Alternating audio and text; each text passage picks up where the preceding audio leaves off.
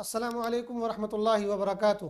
Dear students, intelligence classes میں آپ کا سواگت ہے، آپ کا استقبال ہے۔ آج کی ہماری گفتگو کا ٹاپک ہے قرآن اینڈ حدیث۔ یہ 11th کا انٹرنس جو ہوتا ہے اس کی تیاری کا ٹاپک ہے۔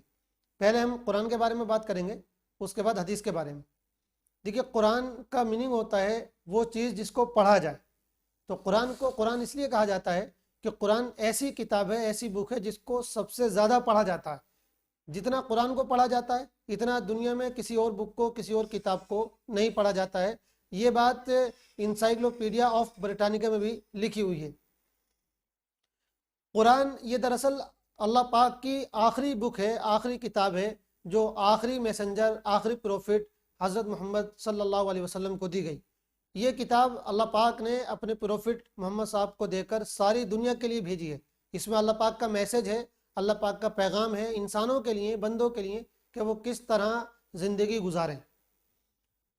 قرآن جو بک ہے اس کو اللہ کے رسول علیہ السلام نے حضرت جبرائیل علیہ السلام کے ذریعے حاصل کیا۔ یعنی اللہ پاک نے اپنا میسج حضرت جبرائیل کو دیا اور حضرت جبرائیل علیہ السلام نے اس کو حضرت محمد صلی اللہ علیہ وسلم تک پہنچایا۔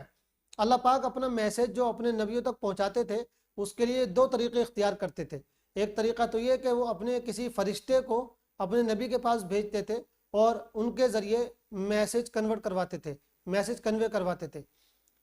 دوسرا طریقہ یہ ہوتا تھا کہ اللہ پاک خود اپنے نبی کے دل میں کوئی بات ڈال دیا کرتے تھے اور نبی پھر اس بات کو اپنے ورڈز میں، اپنے الفاظ میں اپنے ساتھیوں کے سامنے، مسلمانوں کے سامنے بیان کر دیا کرتے تھے۔ تو قرآن جو ہے یہ اللہ پاک نے پہلے طریقے کے مطابق نازل کیا ہے۔ یعنی اللہ پاک یہ قرآن کی وحی اپنے فرشتے حضرت جبرائیل کو دے دیا کرتے تھے، اور حضرت جبرائیل یہ سب سے بڑے فرشتے ہیں، سب سے زیادہ مشہور فرشتے ہیں اور فرشتوں کے سردار ہیں۔ اللہ پاک اپنی وحی، اپنا میسج حضرت جبرائیل کو دیتے تھے اور حضرت جبرائیل علیہ السلام وہ میسج حضرت محمد صاحب کو پہنچا دیا کرتے تھے۔ قرآن کے سارے الفاظ، سارے ورڈز یہ اللہ پاک کے ہیں۔ اس میں نہ جبرائیل علیہ السلام کا کچھ ہے اور نہ حضرت محمد صلی اللہ علیہ وسلم کا کچھ ہے۔ ایک لیٹر، ایک ورڈ بھی اس میں حضرت محمد صاحب کا نہیں ہے۔ سارے کا سارا قرآن، ایک ایک ورڈ، ایک ایک لفظ، ایک ایک لیٹر اس میں اللہ پاک کا ہے۔ جب حضرت جبرائیل علیہ السلام حضرت محمد صلی اللہ علیہ وسلم کے پاس وحی لے کر آتے تھے، قرآن لے کر آتے تھے، تو اللہ کے رسول علیہ السلام اس کو پہلے خود یاد کرتے تھے اور یاد کرنے کے بعد پھر اپنے صحابہ کو لکھوایا بھی کرتے تھے اور اپنے صحابہ کو یاد بھی کروایا کرتے تھے۔ جیسے فور ایگزامپل 5 آیتیں نازل ہوتی تھی یا 10 آیتیں نازل ہوتی تھی تو پہلے آپ ان کو خود یاد کرتے تھے حضرت جبرائیل کے سامنے ہی، تاکہ اگر کہیں کچھ گڑبڑ ہو تو جبرائیل علیہ السلام اس کو ٹھیک کر دے۔ خود یاد کرنے کے بعد آپ پھر اپنے صحابہ کو لکھوا دیا کرتے تھے، اور آپ کے پاس کوئی نہ کوئی ایسا آپ کا صحابی، ایسا ساتھی موجود رہتا تھا جس سے لکھنا پڑھنا آتا ہو۔ آپ نے اپنے صحابہ میں سے 30-40 لوگوں کو سلیکٹ کر رکھا تھا جو لکھنا پڑھنا جانتے تھے اور جو قرآن کو لکھا کرتے تھے۔ ان 30-40 صحابہ میں سے 1-2 ہر ٹائم آپ کے پاس موجود رہتے تھے، چاہے آپ اپنے گھر میں ہوں، چاہے آپ سفر میں ہوں، چاہے کہیں آپ باہر گئے ہوئے ہوں۔ تو جب بھی کوئی قرآن کا حصہ نازل ہوتا آپ اپنے ساتھیوں کو وہ لکھوا دیا کرتے تھے۔ اس کے علاوہ آپ اپنے سب ساتھیوں کو وہ حصہ یاد کرنے کے لیے بھی دیا کرتے تھے اور پھر اس کو باقاعدہ سنتے بھی تھے۔ اگر آپ کسی مدرسے میں گئے ہو تو آپ نے دیکھا ہوگا بچے کس طرح قرآن کو یاد کرتے ہیں، کہ ان کا استاذ ان کو 4-5 آیتیں، 10 آیتیں، 10 لائن یاد کرنے کے لیے دیتے ہیں اور اس کے بعد ان بچوں سے اس کو سنا جاتا ہے۔ ایسے ہی حضور پاک علیہ السلام بھی اس کو سنتے تھے۔ اس طرح پورا قرآن اللہ کے رسول علیہ السلام نے اپنے سامنے ہی اپنے ساتھیوں کو لکھوا دیا تھا۔ لیکن وہ جو لکھا ہوا قرآن تھا وہ ایک جگہ لکھا ہوا نہیں تھا، بلکہ کوئی چیپٹر کسی کے پاس تھا، کوئی چیپٹر کسی کے پاس تھا، کوئی چیپٹر کسی کے پاس تھا۔ قرآن کے جو ٹوٹل چیپٹر ہیں، جیسا کہ ہم ابھی آگے بات کریں گے، وہ 114 ہیں۔ تو آپ کے یہ جو قرآن لکھوائے ہوئے جو حصے تھے یہ الگ الگ مسلمانوں کے پاس موجود تھے، لیکن پورا قرآن لکھا ہوا شکل میں، ریٹن فارم میں آپ کے سامنے تیار ہو چکا تھا۔ اور اسی طرح آپ کے سامنے 20-30 صحابہ ایسے بھی تھے جنہوں نے پورا قرآن یاد کر لیا تھا، اور آپ کی وفات کے بعد تو ہزاروں صحابہ ایسے تھے جنہوں نے پورا قرآن حفظ کر رکھا تھا۔ خود اللہ کے رسول علیہ السلام نے اپنے آپ کو قرآن کا حافظ بنایا ہوا تھا، پورا قرآن آپ کو یاد تھا، اور اس طرح یاد تھا کہ آپ ہر سال حضرت جبرائیل کو جو کہ قرآن لے کر آتے تھے ان کو سنایا کرتے تھے۔ اور جس سال آپ کی وفات ہوئی ہے، جس سال آپ کا انتقال ہوا ہے، اس سال آپ نے جبرائیل علیہ السلام کو پورا قرآن 2 مرتبہ سنایا تھا۔ قرآن کے بارے میں ایک بہت اہم بات یہ ہے کہ پورا قرآن ایک ساتھ نازل نہیں ہوا ہے، بلکہ پورا قرآن تھوڑا تھوڑا کر کے نازل ہوتا تھا، جیسی ضرورت ہوتی تھی، جس طرح کے مسئلے بتانے ہوتے تھے، جس طرح کی گائیڈنس دینی ہوتی تھی اللہ پاک کو، اسی کے اکارڈنگ قرآن کا کوئی حصہ نازل کر دیا جاتا تھا۔ کبھی 10 لائن، کبھی 20 لائن، کبھی 5 لائن، کبھی 10 پیج بھی ایک ساتھ نازل ہوتے تھے۔ اس طرح پورا قرآن جو نازل ہوا ہے وہ نیئر اباؤٹ 23 ایئرس میں نازل ہوا ہے، تقریباً 23 سال میں۔ 23 سال میں سے جو 13 سال گزرے ہیں اللہ کے رسول علیہ الصلوۃ والسلام کے، وہ مکے میں گزرے ہیں، ان کو مکی پیریڈ کہا جاتا ہے، اور 10 سال جو ہیں وہ آپ کے مدینے میں گزرے ہیں، ان کو مدنی پیریڈ کہا جاتا ہے۔ تو پورا قرآن 23 سال میں نازل ہوا ہے، اس میں سے کچھ حصہ مکے میں نازل ہوا، ان کو مکی صورتیں کہتے ہیں۔ جو صورتیں مکی پیریڈ میں نازل ہوئی ہیں، جو چیپٹر مکی پیریڈ میں نازل ہوئے ہیں، ان کو مکی سورہ کہا جاتا ہے، اور جو چیپٹرز، جو صورتیں مدنی پیریڈ میں نازل ہوئی ہیں، ان کو مدنی صورتیں کہا جاتا ہے۔ ہم نے یہاں لکھ رکھا ہے مکی جو صورتیں ہیں وہ 87 ہیں، اور مدنی جو صورتیں ہیں وہ 27 ہیں۔ ابھی پوری جو یہ نمبر اس میں لکھے ہوئے ہیں یہ ہم آپ کو انشاءاللہ بھی بتاتے ہیں۔ تو یہ بات سمجھ لی جائے کہ قرآن پورا 23 سال میں نازل ہوا ہے، ایک ساتھ نازل نہیں ہوا۔ تو آپ جب بھی تھوڑا حصہ نازل ہوتا تھا اپنے ساتھیوں کو لکھوا دیا کرتے تھے، اور اپنے ساتھیوں کو یاد بھی کروا دیا کرتے تھے۔ پھر جب آپ کی وفات ہو گئی، آپ اس دنیا سے چلے گئے، تو آپ کے جانے کے 1.5 سال کے بعد ایک جنگ ہوئی جس کا نام جنگ یمامہ تھا۔ اس میں لگ بھگ 700 حافظ قرآن کے شہید کر دیے گئے۔ حافظ اس کو بولتے ہیں جس کو قرآن اے سے لے کر زیڈ تک پورا یاد ہو، اے ٹو زیڈ پورا قرآن جس کو یاد ہوتا ہے اس کو حافظ کہا جاتا ہے۔ تو اس جنگ میں 700 کے قریب صحابہ کرام قتل کر دیے گئے، شہید کر دیے گئے۔ تو حضرت عمر نے، جو مسلمانوں کے بعد میں دوسرے خلیفہ بنے، پہلے خلیفہ حضرت ابوبکر کے سامنے یہ پروپوزل رکھا کہ جو قرآن کے چیپٹر الگ الگ مسلمانوں کے پاس لکھے ہوئے ہیں ان کو ایک بک کی شکل میں جمع کر دیا جائے۔ حضرت ابوبکر نے ان کی بات مانی، انہوں نے جو ہے 40 صحابہ کی ایک ٹیم بنائی، 40 مسلمانوں کی ایک ٹیم بنائی، اور ان کا سپروائزر حضرت زید بن ثابت کو بنایا، اور ان کے انڈر میں یہ کام لگایا گیا کہ سارے مسلمانوں سے وہ چیپٹر حاصل کیے جائیں اور ان کو پھر چیک کیا جائے۔ جو صحابہ میں سے حافظ تھے جن کو پورا قرآن یاد تھا، وہ ان کو چیک کرتے تھے، ری چیک کرتے تھے، پھر ری چیک کرتے تھے۔ کئی مرتبہ چیک کرنے کے بعد پھر اس پورے قرآن کو ایک بک کی شکل میں تیار کر لیا گیا، جمع کر لیا گیا۔ حضرت ابوبکر کے زمانے میں بھی وہی قرآن ایک جگہ موجود رہا، حضرت عمر کے زمانے میں بھی جو دوسرے خلیفہ ہیں وہ قرآن ایک ہی جگہ موجود رہا۔ پھر جب حضرت عثمان کا زمانہ آیا، جو تیسرے بادشاہ ہوئے، تو انہوں نے اس قرآن کی کاپیاں کروائیں، 7 کاپیاں کروا کے پوری دنیا میں ان کو بھیج دیا گیا۔ تو اس طرح وہ قرآن آگے کاپی ہوتا رہا اور پوری دنیا میں پھیلتا رہا۔ اسی طرح وہ قرآن ہزاروں لوگوں نے یاد کیا، پھر لاکھوں لوگوں نے یاد کیا، اور آج بھی پوری دنیا میں قرآن کے لاکھوں لوگ حافظ ہیں جن کو پورا قرآن از اول تا آخر اے ٹو زیڈ یاد ہوتا ہے۔ اس طرح قرآن جو ہم تک پہنچا ہے وہ بہت ہی اوتھینٹک طریقے سے پہنچا ہے، اس میں نہ ایک ورڈ کی، ایک لیٹر کی کوئی کمی ہوئی ہے، نہ اس میں کوئی زیادتی ہوئی ہے، یعنی اس میں کوئی چینجز نہیں کیے جا سکے۔ لوگوں نے کوشش بھی کی لیکن اتنے لوگوں کو قرآن یاد تھا کہ وہ اپنے چینجز کرنے میں کامیاب نہیں ہو پائے۔ جب بھی انہوں نے کوئی گڑبڑی کرنے کی کوشش کی فوراً ان کی چوری پکڑ لی گئی۔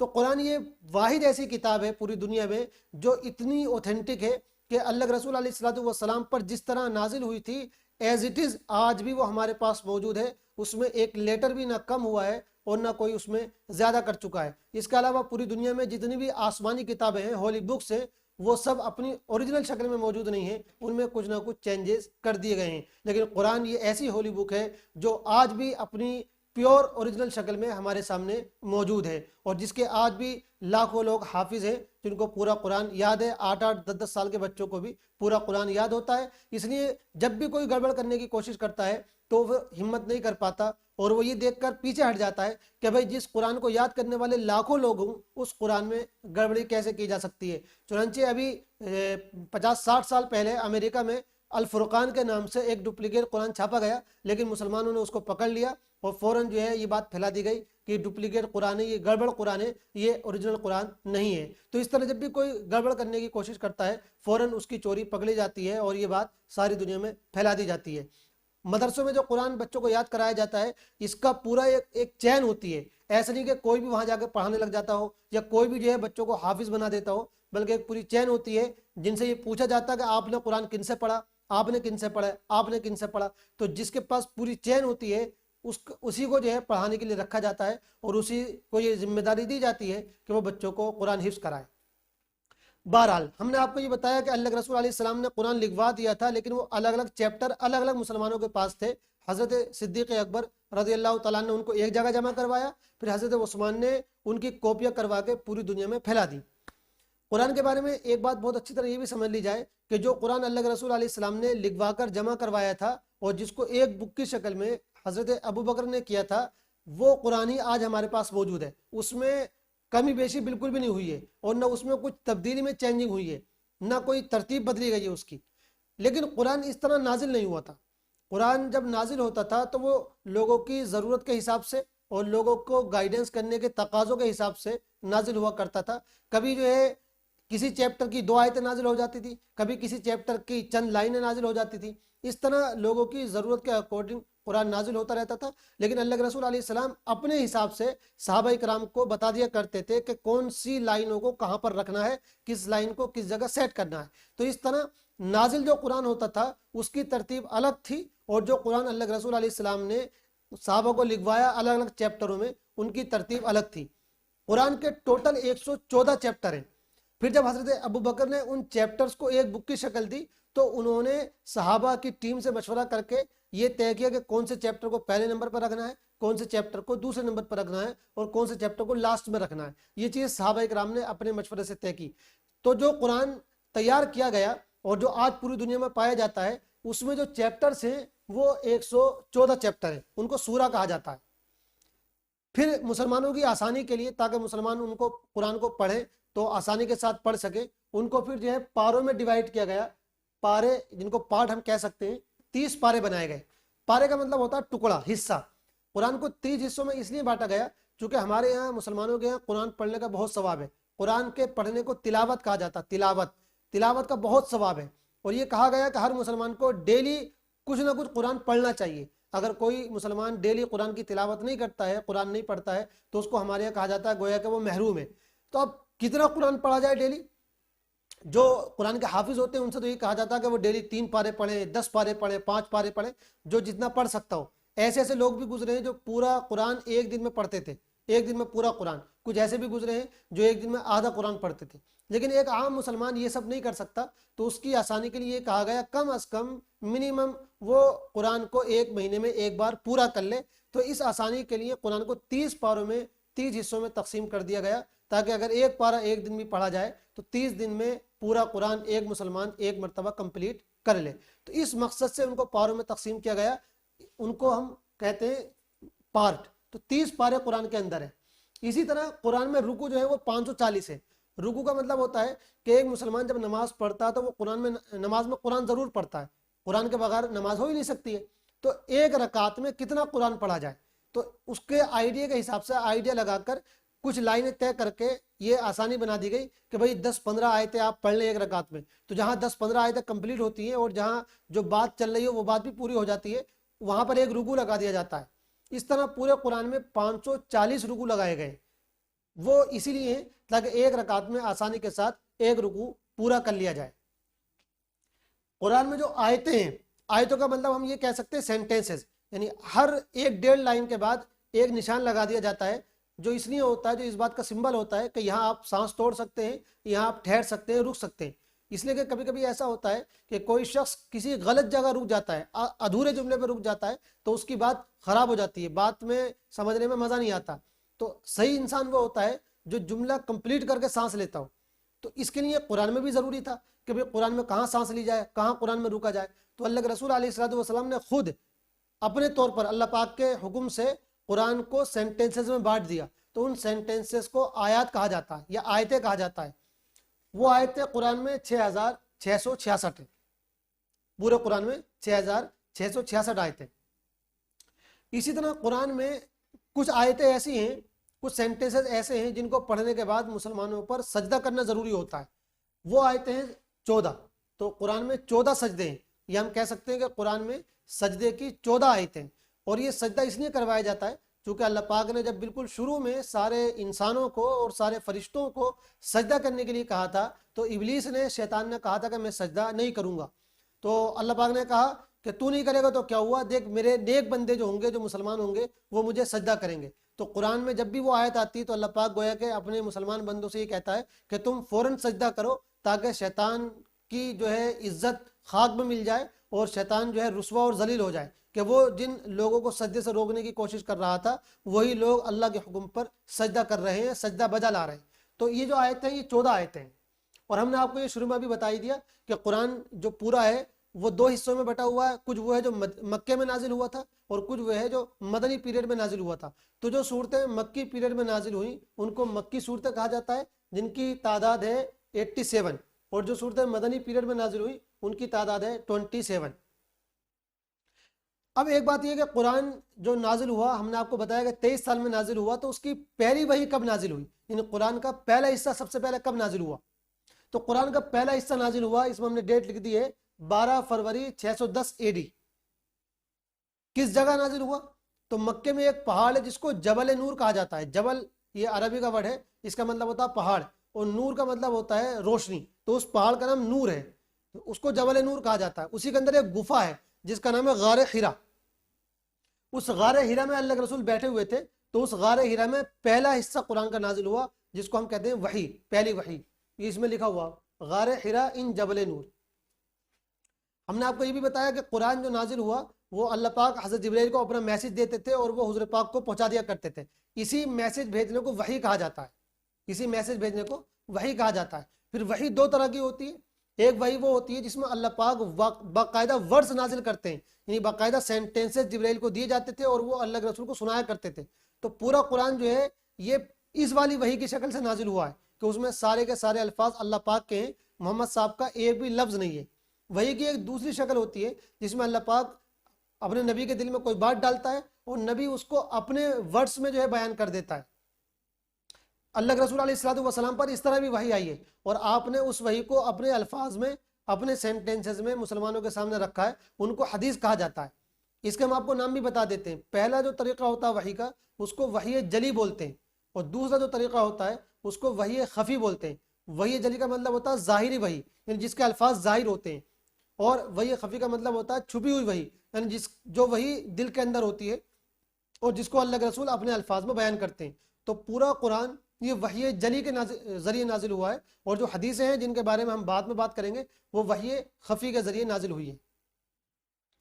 قرآن کی سب سے پہلی سورہ جو اس وقت قرآن چھپا ہوا ہے، جو حضرت صدیق اکبر کے زمانے سے ہمارے سامنے چلا آ رہا ہے، ہر زمانے میں لاکھوں قرآن لوگ یاد کرنے والے بھی رہے اور لاکھوں نسخے قرآن کے چھاپے بھی گئے، تو قرآن جو اس زمانے سے چلا آ رہا ہے اس کی جو ترتیب ہے، اس ترتیب میں جو پہلی سورہ ہے وہ سورہ فاتحہ ہے، اور جو لاسٹ سورہ ہے وہ سورہ الناس ہے۔ سورہ فاتحہ کا ایک نام اور بھی ہے، سورہ فاتحہ کے ویسے کئی نام ہیں لیکن اس کا ایک اور مشہور نام ہے، اس کو کہا جاتا ہے ام الکتاب۔ ام الکتاب، ام الکتاب کا مطلب ہوتا ہے کتاب کی بنیاد، کتاب کی جڑ۔ تو گویا کہ یہ سورہ فاتحہ جو ہے یہ پورے قرآن کا خلاصہ ہے، اس کی بریفنگ ہے، اس کی جڑ ہے۔ جو باتیں قرآن میں ڈیٹیل میں بیان کی گئی ہیں وہی باتیں بہت شارٹ میں سورہ الفاتحہ میں بھی بیان کر دی گئی ہیں۔ تو اس فاتحہ کا نام ام الکتاب بھی ہے۔ اسی طرح اس سورہ فاتحہ کا نام ایک ہے الشفا۔ شفا کا مطلب ہوتا ہے یعنی تندرستی، صحت، بیماری سے پاک ہو جانا۔ تو گویا کہ یہ وہ صورت ہے کہ انسان اگر اس کو پڑھے اور اس پر عمل کرے تو اس کی جو اسپریچول جو بیماریاں ہوتی ہیں، اندرونی جو بیماریاں ہوتی ہیں، وہ ان سے پاک ہو جاتا ہے۔ اور اسی طریقے سے اس کو پڑھ کر اگر کسی پہ دم وغیرہ بھی کیا جاتا ہے تو بھی جو ہے اس کا کچھ نہ کچھ فائدہ ضرور ہوتا ہے۔ قرآن میں جو سب سے لمبی صورت ہے اس کا نام ہے سورہ البقرہ، اور جو سب سے چھوٹی صورت ہے اسمولیٹ سورہ اس کا نام ہے سورہ کوثر۔ لمبی صورت سے مراد یہ ہے کہ جس میں سب سے زیادہ سینٹینسز آئیں، جس میں سب سے زیادہ ورڈ آئیں۔ جیسا کہ ہم نے آپ کو بتایا کہ پورا قرآن 2.5 پاروں میں 30 پاروں میں ہے، تو اس میں جو سب سے لمبی صورت ہے سورہ بقرہ یہ لگ بھگ 2.5 پاروں میں آئی ہے، اور جو سب سے چھوٹی صورت ہے سورہ کوثر وہ صرف 3 سینٹینسز میں آئی ہے، اور وہ ہم آپ کو پڑھ کے سنا بھی دیتے ہیں۔ انا اعطیناک الکوثر فصلی لربک وانحر ان شانئک هو الابتر۔ یہ سب سے چھوٹی صورت ہے قرآن پاک کی۔ تو یہ بہت موٹی موٹی ضروری باتیں قرآن کے بارے میں تھیں۔ اب کچھ باتیں قرآن سے ریلیٹڈ اور بھی ہیں کہ قرآن میں کیا چیزیں آئی ہیں۔ دیکھیے ایک بہت خاص بات یہ ہے کہ قرآن میں جو باتیں بیان کی گئی ہیں ان میں سے کچھ خاص باتوں کو کسی ایک صورت میں ایک جگہ جمع کر دیا گیا ہے، انہی کے اکارڈنگ قرآن کی صورتوں کا نام بھی رکھا گیا ہے۔ فار ایگزامپل قرآن کی ایک صورت ہے اس کا نام ہے سورہ یاسین۔ اس کو جو ہے ہارٹ آف قرآن کہا جاتا ہے، قرآن کا دل، سورہ یاسین کو۔ قرآن کا دل کہا جاتا ہے۔ یہ سورہ قرآن کے پاروں کے حساب سے 22ویں اور 23ویں پارے میں آئی ہے۔ اس کا کچھ حصہ 22ویں پارے میں ہے اور کچھ حصہ اس کا 23ویں پارے میں ہے، اور یہ سورہ نمبر جو ہے، چیپٹر نمبر جو ہے، یہ 36 ہے۔ اسی طرح قرآن کی ایک بہت ہی پیاری اور بہت ہی خوبصورت صورت ہے۔ ویسے تو قرآن کی ساری صورتیں، ساری آیتیں اور پورا قرآن ہی خوبصورت ہے، لیکن اس میں بھی ایک صورت بہت ہی پیاری ہے، اس کو کہا جاتا ہے عروس القرآن، یعنی قرآن کی دلہن، جس کو آپ کہتے ہیں برائڈ آف قرآن۔ اس کا نام ہے سورہ رحمان۔ یہ 27ویں پارے میں آئی ہے اور چیپٹر نمبر ہے 55۔ اسی طرح قرآن کی کچھ صورتیں اور بھی ہیں جن کے الگ الگ نام رکھے گئے ہیں۔ جو 114 چیپٹرز ہیں، 114 صورتیں ہیں، ان میں ہر صورت کا نام الگ الگ ہے۔ ایک صورت کا نام سورہ البقرہ ہے، جو دوسرے نمبر کی سورہ ہے۔ بقرہ کہتے ہیں گائے اور بیل کو، تو اس صورت کا نام البقرہ یا گائے یا بیل اس لیے ہے کہ اس میں ایک جو قصہ بیان کیا گیا ہے وہ بیل سے اور گائے سے ریلیٹڈ ہے۔ اسی طرح قرآن کی ایک صورت کا نام ہے سورہ النمل۔ نمل عربی زبان میں چیونٹی کو بولتے ہیں، تو اس صورت کا نام نمل اس وجہ سے ہے کہ اس میں چونٹی کا ایک قصہ بیان کیا گیا ہے۔ اسی طرح ایک صورت ہے عنکبوت۔ عنکبوت کہتے ہیں مکڑی کو، اس میں اس کا نام مکڑی وجہ سے رکھا گیا، عنکبوت اس وجہ سے رکھا گیا کہ اس میں مکڑی کا ایک چھوٹا سا قصہ بیان کیا گیا ہے۔ اسی طرح ایک صورت کا نام ہے سورہ نحل۔ نحل کا مطلب ہوتا ہے شہد کی مکھی، تو اس کا نام شہد کی مکھی یا نحل اس وجہ سے رکھا گیا کہ اس میں اللہ پاک نے شہد کی مکھی کو بنانے کی اپنی قدرت کو بیان کیا کہ دیکھو ہم کس طرح تمہارے لیے شہد کی مکھی سے شہد تیار کرواتے ہیں۔ اس کو اللہ پاک نے اس بات کی اپنی دلیل کے طور پر پیش کیا ہے کہ دیکھو شہد کی مکھی کے بارے میں بھی اگر تم غور کر لو تو ہم تک پہنچ سکتے ہو، اللہ تک پہنچ سکتے ہو اور اللہ پاک کو سمجھ سکتے ہو۔ اسی طرح قرآن میں کچھ صورتیں ایسی ہیں جو نبیوں کے نام پر ہیں، جو اللہ کے میسنجرز کے نام پر ہیں۔ ان میں 5-6 صورتیں خاص طور سے ہیں۔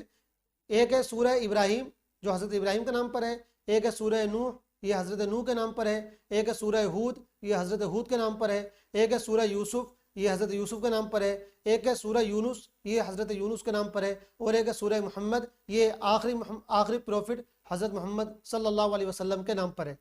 قرآن میں اللہ پاک نے خاص طور سے 3 چیزوں کو بیان کیا ہے۔ ایک تو اس بات کو کہ اللہ ایک ہے، اور پھر اس کے دلائل قرآن میں بیان کیے، اس کو کہا جاتا ہے توحید۔ تو قرآن میں سب سے زیادہ بیان توحید کا ہے۔ اسی طرح قرآن میں سب سے زیادہ زور دیا گیا ہے رسالت پر، توحید کے بعد۔ رسالت کا مطلب ہوتا ہے کہ اللہ پاک نے ہر زمانے میں اپنے پیغام کو بھیجنے کے لیے، لوگوں کو سمجھانے کے لیے رسولوں کو بھیجا اور ان پر اپنی کتابیں نازل فرمائی، اس کو رسالت کہا جاتا ہے۔ اس میں اللہ پاک نے بہت سے رسولوں کا اور پرانی قوموں کا جو ہے تذکرہ بھی کیا ہے، ان کا ذکر کیا گیا ہے کہ کون کون رسول آئے اور کون کون جو ہے قومیں ایسی تھیں جنہوں نے رسول کی باتوں کو مانا تو اللہ پاک نے ان کو کامیاب کیا، اور کون کون قومیں ایسی تھیں جنہوں نے رسولوں کی باتوں کو جھٹلایا تو اللہ پاک نے ان کو ناکام کر دیا اس دنیا میں، اور ان کو جو ہے ذلیل و خوار کر دیا اور ان پر عذاب بھیجا۔ اس طرح جن نبیوں کا قرآن میں نام آیا ہے اور جن نبیوں کی قوموں کا ذکر آیا ہے، ان نبیوں میں 26 نبیوں کا ذکر کیا گیا ہے۔ یوں تو بہت سارے نبی، بہت سارے رسول دنیا میں آئے، لگ بھگ 1.25 لاکھ کے آس پاس، لیکن قرآن میں 26 نبیوں کا، 26 رسولوں کا ذکر کیا گیا ہے۔ ان میں سب سے زیادہ بار 135 بار حضرت موسیٰ علیہ السلام کا ذکر کیا گیا ہے۔ اسی طرح جن نبیوں کو جو کتابیں دی گئی تھیں، پرانی کتابیں، ہولی بکس، ان میں سے 3 کتابوں کا نام ذکر کیا گیا ہے۔ ایک تورات کا جو حضرت موسیٰ کو دی گئی، ایک انجیل کا جو حضرت عیسیٰ کو دی گئی، اور ایک زبور کا جو حضرت داؤد کو دی گئی، اور آخری جو کتاب خود قرآن ہے تو وہ حضرت محمد صلی اللہ علیہ وسلم کو دی گئی۔ پورے قرآن میں حضرت محمد صلی اللہ علیہ وسلم کا نام 5 بار آیا ہے۔ 4 بار آپ کا نام محمد کے نام سے آیا ہے، اور آپ کا ایک دوسرا نام تھا احمد، ایک جگہ وہ آیا ہے، تو 4 جگہ محمد آیا ہے اور ایک جگہ احمد آیا ہے۔ یہ کچھ موٹی موٹی باتیں تھیں قرآن کے بارے میں۔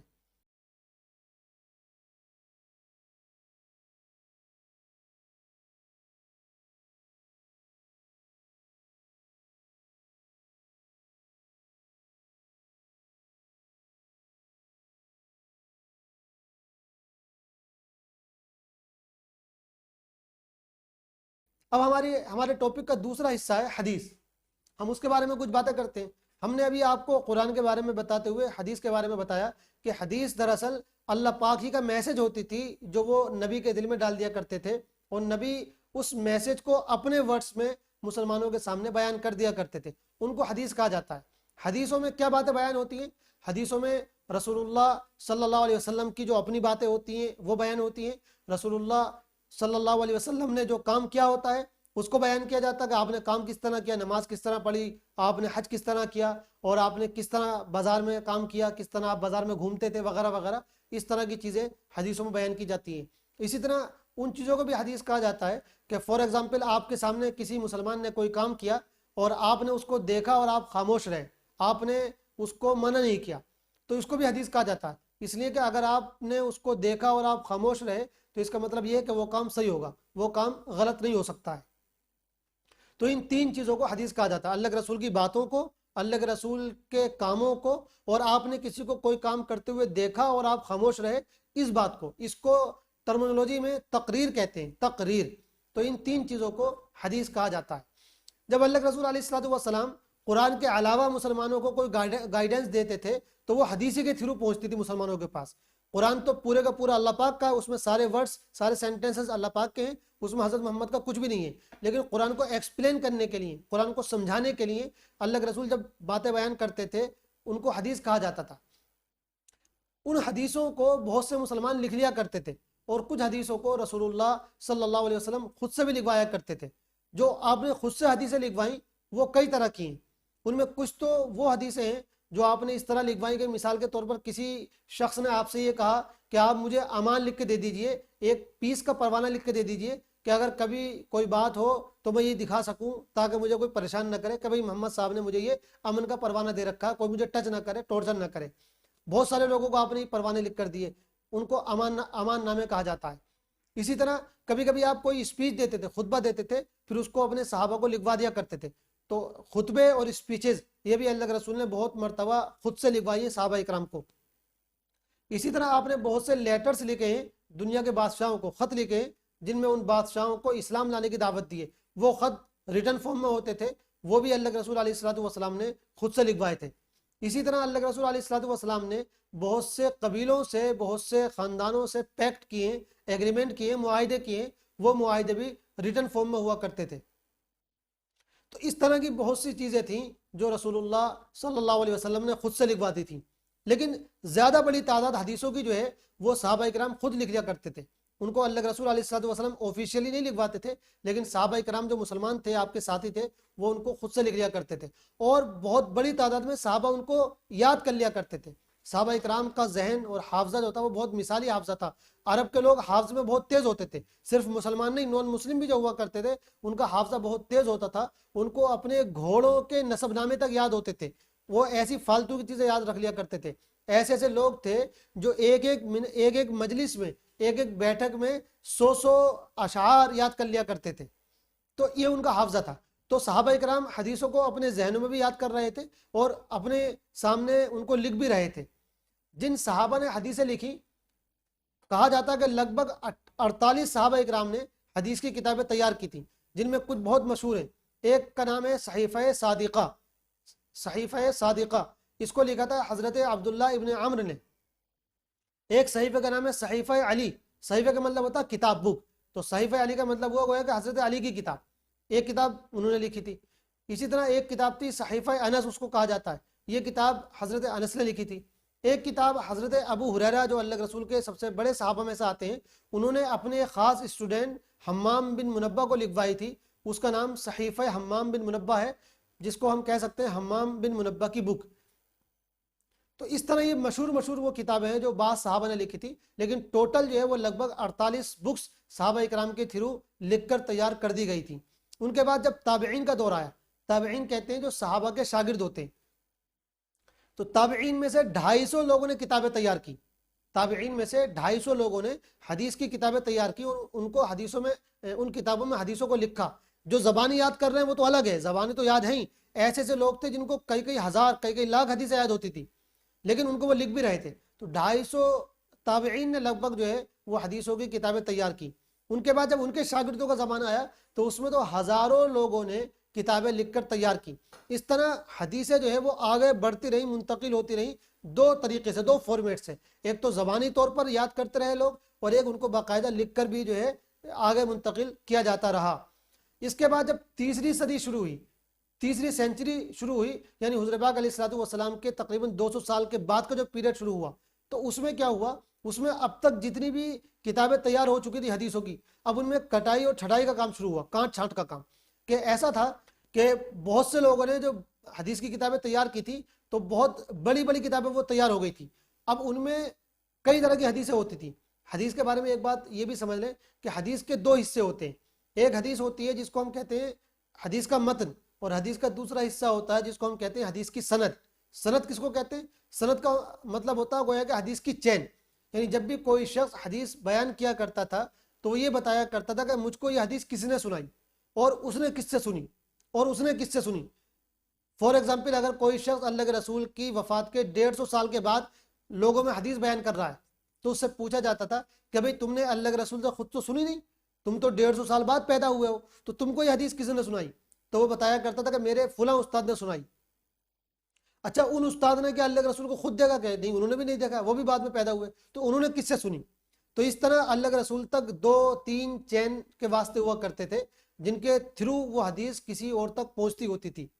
اس کو سند کہا جاتا. تو حدیث میں جو چین ہوتی ہے یعنی روایت کرنے والوں کی چین، جو حدیث کی نریشن کرتے ہیں، جو حدیث کو جن کو ہم کہتے ہیں حدیث کے نریٹر. نریٹر کا مطلب ہوتا ہے راوی اور نریشن کا مطلب ہوتا ہے روایت. تو جو روایت کی چین ہوتی ہے اس کو سند کہا جاتا ہے. پھر اس میں جو اصل بات بیان کی جاتی ہے اس کو متن کہا جاتا ہے، گویا کہ وہ اصل حدیث ہوتی ہے. اور یہ جو چین ہوتی ہے یہ تو صرف راویوں کے نام ہوتے ہیں اس میں، کہ فلاں صاحب نے بتایا، فلاں صاحب نے بتایا، فلاں صاحب نے بتایا. اور اس معاملے میں حدیث جو ہے دنیا کی یعنی مذہبی لٹریچر میں واحد ایسی چیز ہے جس کی چین اور سند آج بھی، آج کے مسلمانوں سے لے کر بھی اللہ کے رسول علیہ الصلوۃ والسلام تک موجود ہے. ایک بھی بیچ میں جو ہے ٹوٹا نہیں ہے، ایک چین کا ایک کڑا بھی ٹوٹا ہوا نہیں ہے، بلکہ پوری چین موجود ہے. یعنی اگر میں آپ کو ابھی حدیث سناؤں تو میرے پاس پوری چین موجود ہے کہ مجھ کو میرے استاد نے سنایا، ان کو ان کے کن استاد نے سنایا، ان کو کن استاد نے سنایا، ان کو کن استاد نے سنایا. اس طرح اللہ کے رسول علیہ الصلوۃ والسلام تک پوری چین چلی گئی ہے.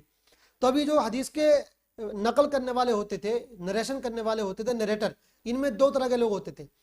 ان کی ہر ایک کی تحقیق کی جاتی تھی، انویسٹیگیشن کیا جاتا تھا کہ وہ کیسے لوگ ہیں، سچے لوگ ہیں، ایماندار لوگ ہیں، کریکٹر کیسا ہے، نماز پڑھتے کہ نہیں پڑھتے ہیں، اللہ سے ڈرتے ہیں کہ نہیں ڈرتے ہیں. یہ سب چیزیں دیکھی جاتی تھی، تحقیق کی جاتی تھی. تو جو اچھے معیار پر پورے اترتے تھے ان کو کہا جاتا تھا کہ یہ نریٹر جو ہے یہ قابل بھروسہ ہیں، ان پر بھروسہ کیا جا سکتا ہے. وہ لوگ جو حدیثوں کو بیان کیا کرتے تھے تو ان کی حدیثوں پر بھروسہ ہوا کرتا تھا. اور جو ایسے لوگ ہوتے تھے حدیثوں کو بیان کرنے والے جن کے اندر تھوڑی سی بھی کوئی کمزوری پائی جاتی تھی، فار ایگزامپل کسی کے حدیثیں یاد نہیں رہتی تھیں، وہ یاد کر کے بھول جایا کرتا تھا، یا اس کا کریکٹر بہت اچھا نہیں تھا، تو ان لوگوں کی حدیثوں کو قبول نہیں کیا جاتا تھا. تو جن لوگوں کی حدیثوں کو قبول کیا جاتا تھا ان کو صحیح کہا جاتا، صحیح حدیثیں. اور جن لوگوں کی حدیثوں کو قبول نہیں کیا جاتا تھا ان کو کمزور اور ضعیف حدیثیں کہا جاتا. ضعیف کا مطلب ہوتا ہے کمزور حدیثیں. صحیح حدیثیں جو ہوتی ہیں وہی مانی جاتی ہیں، جو کمزور حدیثیں ہوتی ہیں ان میں سے جو بہت زیادہ کمزور ہوتی ہیں ان کو نہیں مانا جاتا ہے. اور ان میں پھر اور بھی ڈیٹیلز ہیں جو صرف اسلامک اسکالرز کے لیے ہیں، وہ آپ سے یعنی بہت زیادہ اس کا ریلیشن نہیں ہے. تو ہم یہ بتا رہے تھے آپ کو کہ حدیث کی 2 قسمیں ہوتی ہیں، صحیح اور ضعیف، یعنی اچھی حدیثیں اور کمزور حدیثیں. تو جو شروع کے 200 سال میں جو حدیثوں کی کتابیں تیار کی گئی ان میں دونوں طرح کی حدیثیں تیار کی جا رہی تھیں. اس میں جو ہے کتابوں میں صحیح حدیثیں بھی تھیں اور ان میں کمزور حدیثیں بھی تھیں. جب تیسری سینچری شروع ہوئی تو پھر یہ حضرات ہیں جن کے نام ہم نے یہاں لکھ رکھے ہیں، انہوں نے یہ کتابیں تیار کی. تو انہوں نے ان تیار شدہ کتابوں میں سے چھٹائی کا کام کیا اور صرف اپنی کتابوں میں اچھی اچھی حدیثوں کو جمع کیا. یعنی ان لوگوں کی حدیثوں کو جمع کیا جو بہت ہی زیادہ پکے حافظے والے تھے، جن کو باتیں بہت اچھی یاد رہتی تھی، جن کا کردار اور کریکٹر بہت اچھا تھا، جو بہت ہی زیادہ سچے اور امانت دار تھے. اور یہ سب چیزیں باقاعدہ انویسٹیگیشن کے بعد طے کی جاتی تھیں. اور آپ کو بتا دیا جائے کہ صحابہ اکرام میں سے 15,000 لوگوں کے حالات بالکل کتابوں میں لکھ دیے گئے ہیں. اور جو حدیثوں کے نریٹر ہیں ان میں سے 6 لاکھ لوگوں کے حالات پورے لکھے ہوئے ہیں. یعنی 6 لاکھ لوگوں کے بارے میں ہم کو یہ ملتا ہے کہ وہ کہاں پیدا ہوئے، انہوں نے کن کن شہروں کا، کن کن ملکوں کا سفر کیا، کیسا ان کا کردار تھا، کیسا ان کا کریکٹر تھا، حافظہ کیسا تھا، یادداشت کیسی تھی، میموری کیسے کام کرتی تھی. یہ ساری باتیں 6 لاکھ لوگوں کے بارے میں ہمارے پاس موجود ہیں. ہم جب چاہیں حدیث کی تحقیق کر سکتے ہیں کہ ان کے بیان کرنے والے کون لوگ ہیں، کن کے بارے میں یہ کہا گیا کہ وہ اچھے لوگ ہیں، بھروسے کے لوگ ہیں، اور کن کے بارے میں یہ کہا گیا ہے کہ وہ بھروسے کے لوگ نہیں ہیں. ایک جرمن اورینٹلسٹ گزرے ہیں ڈاکٹر اسپرنگر، جب انہوں نے یہ کتابیں پڑھی تو وہ حیران رہ گئے اور انہوں نے یہ گواہی دی کہ دنیا میں حدیث جیسا کوئی علم موجود نہیں ہے کہ جس کے صرف حدیث کے نقل کرنے والوں میں سے 6 लाख लोگوں کے حالات اس طرح بیان کر دیے گئے ہوں جیسے کہ سورج کا اجالا ہوتا ہے. تو پوری کی پوری حدیث جو ہے، حدیث کا پورا جو لٹریچر ہے وہ پورے کا پورا دن کے اجالے میں ہے. تو بہرحال ہم آپ کو یہ بتا رہے تھے کہ جو 200 سال میں جو کتابیں تیار کی گئی، تیسری سینچری میں ان میں کٹائی اور چھٹائی کا کام شروع کیا گیا. یہ جو 6 حضرات ہیں ان لوگوں نے یہ کام زیادہ اچھے انداز سے کیا. ان میں پہلے امام بخاری، انہوں نے ایک کتاب تیار کی، کئی لاکھ حدیثوں میں سے انہوں نے اپنی کتاب میں صرف 10,000 کے قریب حدیثیں جمع کی. اب آپ اندازہ لگا سکتے ہیں کہ اتنا ان کا اسٹینڈرڈ کتنا ہائی ہوگا، کتنے کڑے معیار کے ساتھ انہوں نے حدیثوں کی چھانٹ کی ہوگی. تو امام بخاری یہ پہلے آدمی ہے جنہوں نے اس کام کو بہت اچھے انداز سے شروع کیا، اور ان کی کتاب کو سب سے زیادہ صحیح کتاب کہا جاتا ہے. قرآن کے بعد سب سے زیادہ صحیح کتاب انہی کی کتاب کو کہا جاتا ہے. ان کی کتاب کا نام ہے صحیح، اور چونکہ اس کے رائٹر امام بخاری ہے تو پوری کتاب کو صحیح بخاری کہہ دیتے ہیں، اور عام لوگ بخاری شریف بھی کہہ دیتے ہیں. دوسرے ہیں صحیح مسلم، ان کے رائٹر جو امام مسلم ہیں تو ان کی کتاب کو صحیح مسلم کہا جاتا ہے. تیسرے ہیں سنن ابو داؤد، سنن ان کی کتاب کا نام ہے اور ابو داؤد رائٹر کا نام ہے. چوتھی کتاب ہے سنن ترمذی، ترمذی یعنی امام ترمذی یہ رائٹر ہیں اور ان کی کتاب کا نام سنن ہے. اور پانچویں ہیں سنن نسائی، نسائی امام نسائی کا نام ہے اور سنن ان کی کتاب کا نام ہے. اسی طرح سنن ابن ماجہ، سنن ابن ماجہ، ابن ماجہ یہ رائٹر ہیں اور سنن ان کی کتاب کا نام ہے. تو یہ 6 کتابیں وہ ہیں جن میں خوب چھانٹ کے بعد کانٹ چھانٹ کے بعد حدیثوں کو جمع کیا گیا، اور جو تھوڑا کمزور طرح کی روایت تھی ان کو سائڈ لگا دیا گیا. ان کتابوں کو صحاح ستہ یا کتب ستہ کہا جاتا ہے، یعنی 6 ایسی کتابیں جن میں صحیح حدیثوں کو جمع کیا گیا ہے. اب جب یہ کتابیں تیار ہو گئیں تو جو پرانی کتابیں تھیں ان کی لوگوں کو ضرورت نہیں رہی، تو وہ کتابیں آہستہ آہستہ تقریباً ختم ہوتی گئیں. تھوڑی بہت کتابیں آج بھی پائی جاتی ہیں، لیکن جب یہ 6 کتابیں تیار کر دی گئیں تو لوگوں میں یہی پھیل گئیں اور ساری دنیا میں یہی کتابیں مشہور ہو گئیں. آپ یہ کہہ سکتے ہیں کہ گویا کہ یہ پرانی کتابوں کا نیو ورژن تھا، اور جب کسی چیز کا لیٹسٹ ورژن آ جاتا ہے، نیا ورژن آ جاتا ہے، تو پرانا ورژن جو ہوتا ہے وہ مارکیٹ سے شارٹ ہو جاتا ہے، نیا ورژن چلتا رہتا ہے. آج بھی آپ دیکھ لیجئے جو موبائل ہم یوز کرتے ہیں وہ نیا ورژن ہے تو چل رہا ہوگا، جو پرانے ورژن ہوتے ہیں وہ مارکیٹ سے شارٹ کر دیے جاتے ہیں. لیکن اگر پرانا ورژن مارکیٹ سے شارٹ ہو جاتا ہے تو کوئی یہ نہیں کہتا کہ نیا ورژن ایک دم لانچ ہو گیا ہے، بلکہ سب یہ مانتے ہیں کہ یہ جو نیا ورژن آیا ہے یہ پرانے کو دیکھ کر ہی تیار کیا گیا تھا. تو ایسی جو یہ حدیث کی 6 کتابیں ہیں ان کے بارے میں کوئی یہ نہیں کہہ سکتا کہ حدیثوں کو پہلی بار جو ہے وہ 200 سال کے بعد لکھا گیا، بلکہ یہ کہا جائے گا حدیثیں پہلے سے بھی لکھی ہوئی شکل میں موجود تھی، ریٹن فارمیٹ میں موجود تھی، لیکن ان کو نئے انداز سے نئے طریقے سے کٹائی اور چھٹائی کے بعد جو پیش کیا گیا تو وہ یہ 6 کتابیں ہمارے سامنے آئیں. اچھا، ایک دو ضروری باتیں اور بھی رہ گئی ہیں. ایک امام گزرے امام زہری، ان کا زمانہ پہلی سنچری کا ہے، پہلی سنچری کے لاسٹ کا اور دوسری سنچری کے شروع کا. یہ بہت بڑے امام مانے جاتے ہیں حدیث کے، بہت بڑے محدث مانے جاتے ہیں. محدث اس کو کہتے ہیں جو حدیث کا عالم ہوتا ہے، تو ان کا بہت اونچا درجہ ہے. انہوں نے جو ہے سرکاری طور پر پہلی مرتبہ حدیثوں کو ریٹن فارم میں جمع کیا تھا. ایک مسلمانوں کے بادشاہ گزرے ہیں، خلیفہ گزرے ہیں، حضرت عمر بن عبدالعزیز رحمۃ اللہ علیہ. انہوں نے امام زہری کو یہ حکم دیا تھا کہ پورے اسلامی ممالک میں جو حدیثوں کی کتابیں موجود ہیں آپ ان کتابوں کو باقاعدہ دیکھ کر اور تلاش کر کر کے جمع کرو، اور پھر حدیثوں کا کوئی ایک اچھا سا مجموعہ تیار کرو.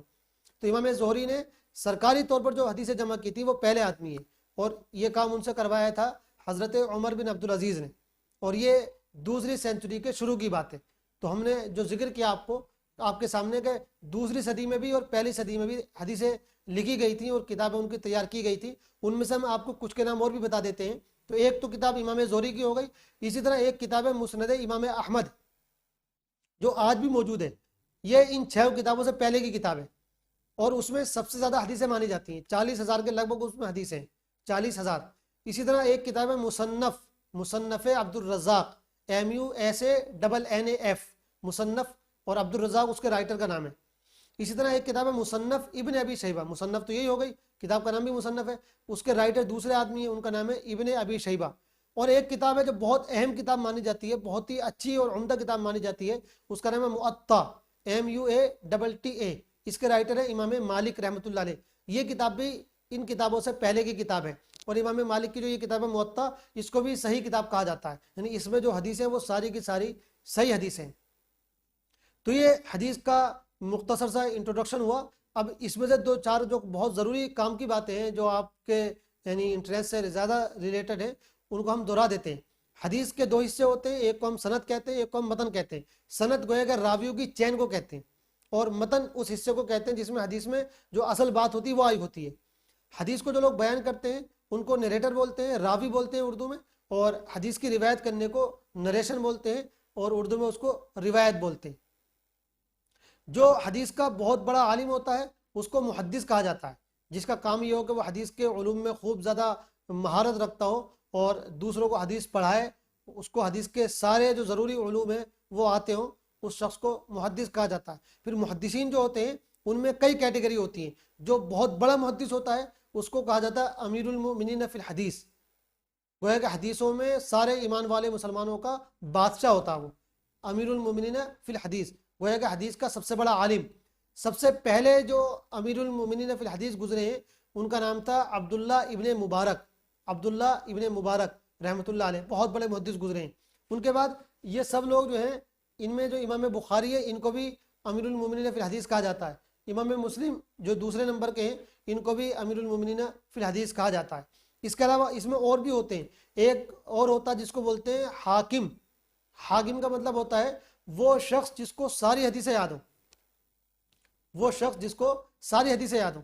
اچھا, ایک سوال یہ اور رہ جاتا ہے کہ حدیثوں کی کل تعداد کتنی ہے, کل تعداد حدیثوں کی کتنی ہے. تو ہم نے ابھی آپ کو یہ بتایا کہ حدیث کی ایک تو چین ہوتی ہے اور ایک حدیث کا متن ہوتا ہے جو حدیث کا اصل حصہ ہوتا ہے, جس میں حدیث میں باتیں بیان کی گئی ہوتی ہیں. تو جو حدیث کا اصل حصہ ہوتا ہے کبھی کبھی کیا ہوتا ہے وہ حدیث کی 100 چینوں کے ذریعے پہنچتا ہے. فار ایگزامپل کوئی واقعہ ہوا, ایک خبر ہوئی, اب وہ خبر آپ کو 50 چینلوں نے دکھائی, تو خبر تو ایک ہوتی ہے لیکن اس کو دکھانے والے چینل کتنے ہوتے ہیں, اس کو جو ہے کور کرنے والے چینل 50 ہوتے ہیں فار ایگزامپل. تو اب حدیث تو وہ ایک ہی رہ گئی, خبر تو وہ ایک ہی رہ گئی, لیکن جو چین ہو گئی وہ 50 ہو گئی. تو اس طرح حدیث کی کسی حدیث کی چینیں 100 اور 500 بھی ہوتی ہیں. اور بلکہ بعض محدثین تو ایسے تھے وہ یہ کہتے تھے کہ جب تک کوئی حدیث ہم کو 100 چینوں سے نہیں مل جائے گی ہم اس حدیث پر بھروسہ نہیں کریں گے, تاکہ جو ہے بات بالکل اوتھینٹک ہو جائے اور کوئی شک نہ رہے, کیونکہ جس چیز کو 100 چینل دکھا دیں گے اس بات کے ہونے میں کوئی شک نہیں رہ سکتا. تو اس طرح حدیثوں کو اگر ہم چینوں کے حساب سے دیکھیں تب تو ان کی تعداد جو ہے 5-6 لاکھ سے بھی زیادہ بنتی ہے. خود امام بخاری جنہوں نے اپنی یہ کتاب تیار کی جس میں صرف 10,000 حدیثیں, ان کو تقریباً 6 لاکھ حدیثیں یاد تھیں. اور ایسے ہم نے مسند امام احمد کا آپ کے سامنے ذکر کیا, تو امام احمد کو بھی لگ بھگ 6 لاکھ حدیثیں یاد تھیں. تو سند یعنی چین کے ساتھ, سند کے ساتھ تو حدیثوں کی تعداد بہت زیادہ ہے, لیکن جو حدیث کی اصل باتیں جن کو ہم متن کہتے ہیں ان کو ہم کہہ سکتے ہیں نیئر اباؤٹ 40,000, 40,000 کے قریب جو ہے حدیثیں دنیا میں پائی جاتی ہے جو حدیث کی ساری کتابوں میں موجود ہیں. ان میں سے جیسے یہ 6 کتابیں ہیں, کچھ ان کے اندر آ گئی ہیں اور کچھ ان کے علاوہ اور بھی کتابیں ہیں جو بہت اوتھینٹک ہیں, ان پر بھی بھروسہ کیا جاتا ہے. لیکن سب سے زیادہ مشہور کتابیں وہ یہی ہیں جو دنیا کے ہر مکتبے میں, ہر لائبریری میں پائی جاتی ہیں. تو یہ تھا قرآن اور حدیث کا مختصر سا تعارف. خدا حافظ. السلام علیکم ورحمۃ اللہ وبرکاتہ.